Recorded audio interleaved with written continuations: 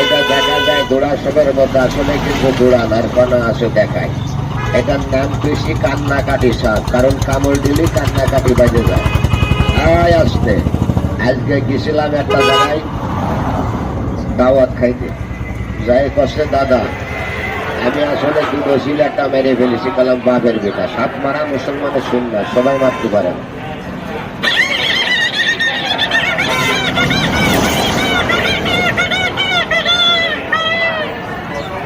ওঠো, কারণ যত যাই কিছু করেছি আব্দুল আলী গারলির মতো লোক তো নয়। আসতে কারণ লোভে হয় পাপ, পাপে মৃত্যু। 12.5 হাত লম্বা, দেখেন পাহাড়ি দোকানদার বাইরা দোকান বন্ধ করে তবে লাখ লাখ করে চলে আসেন।